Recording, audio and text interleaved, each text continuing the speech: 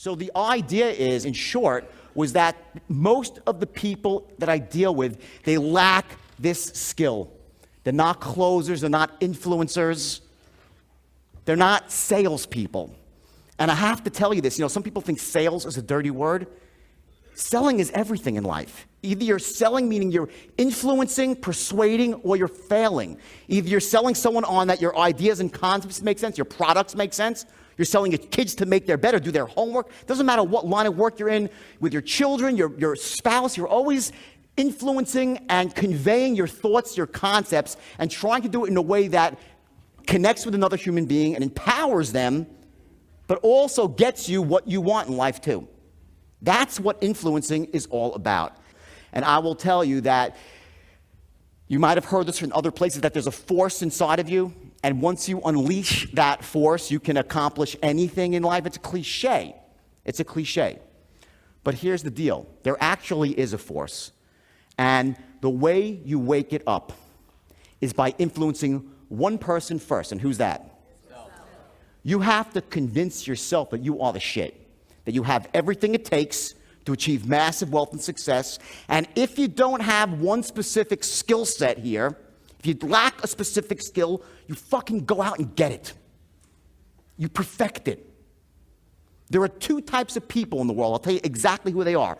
I have 4 boards up here for a reason. We'll get to that. I'm going to give you tons of content today. So there's 2 types of people. You have people on one side who have reasons. And there are some people in this room that are reason people.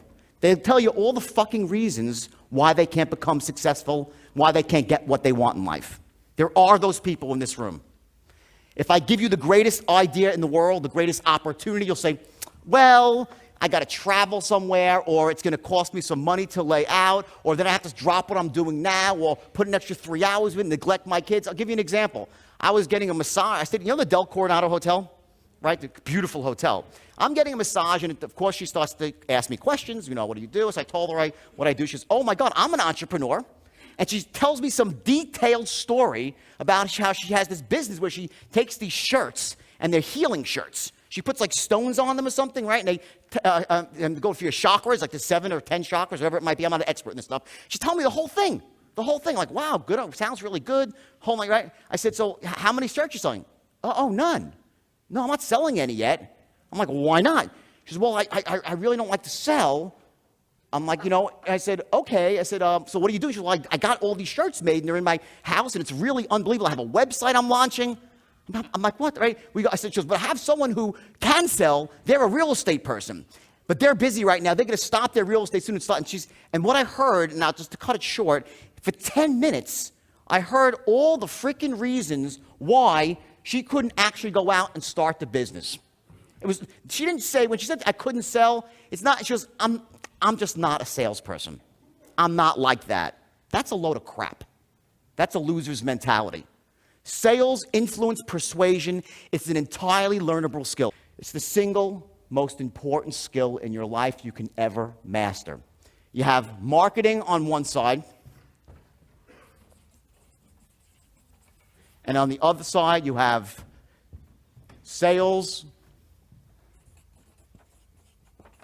influence, let's call it persuasion. One without the other, and you're knocking your head against the wall, and you're saying, what the hell? Why am I not getting the result? You could have the best marketing out there, but if you can't sell anything, you got a problem. There's no close in what you're putting out into the world. People just don't buy. A couple will, not many. Conversely, with sales, you can actually, in the absence of any marketing, still make money as sales. It's just really fucking hard.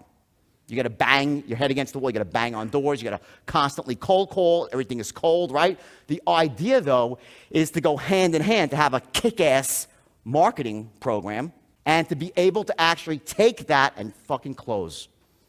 If you have both of those distinctions, then you will absolutely soar to success. Not just in your financial life, in your personal life, in your relationships with other people. It's ridiculous. It's the most important question that you have to ask yourself when you take an action. What's the worst that can possibly happen? And it's also what you have to remember that's on the mind of every person you're trying to influence. What is the worst that can possibly happen. We're fear-based creatures.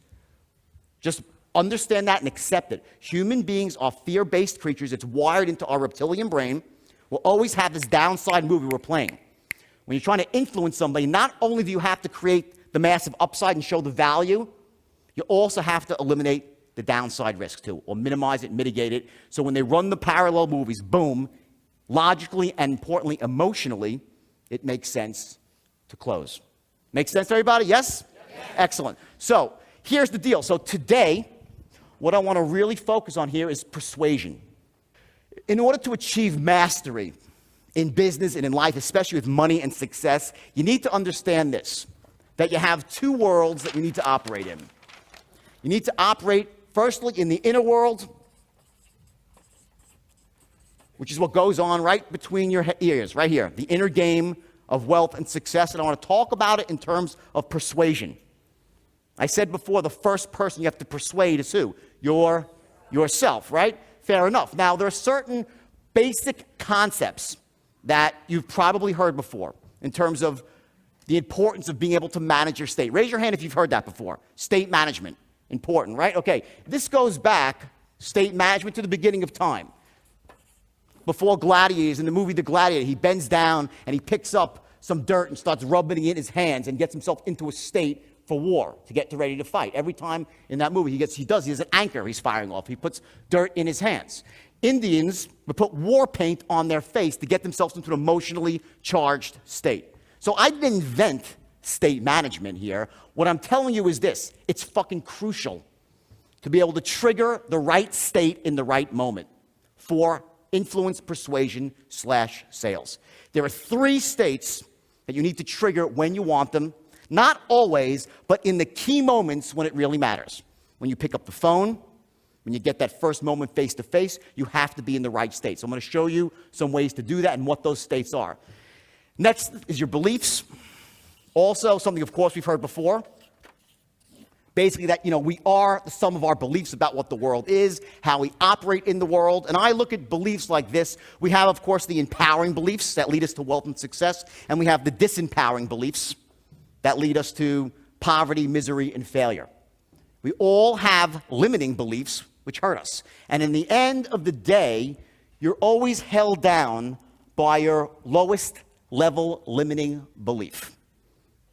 It's the one that's at the bottom that stops you. Imagine a Ferrari. You have a Ferrari. It's a beautiful red Ferrari, right?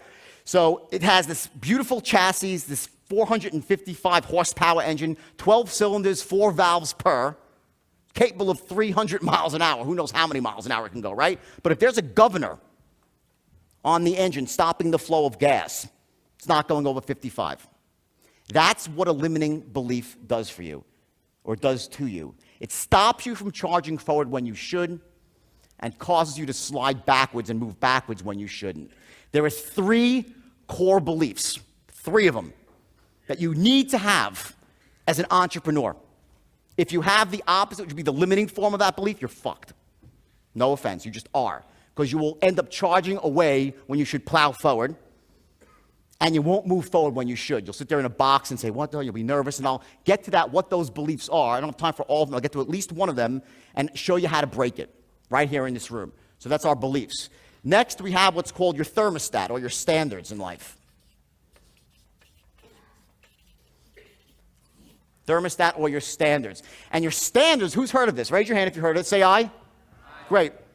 Very basic concept here, but what I want to do now is take these things to a new level and apply them directly for persuasion. How you use this shit to actually become the best persuader you can possibly be. So we have this issue of standards, your thermostat, where it is that you feel comfortable in life, especially financially. Everybody has a different level. Me, it's very, very high, as you know from my book. If I'm not making 8, 10 million a year, I'm saying I'm fucking not, I'm desperate at what I do. I'm running 1,000 miles an hour to get to that $10 million a year mark. That's it. Other people say, what are you, crazy? If I had $500,000 a year, I'd be thrilled. So what your standards are, essentially, are the things that you must have in life. So financial standard would be a certain amount of money.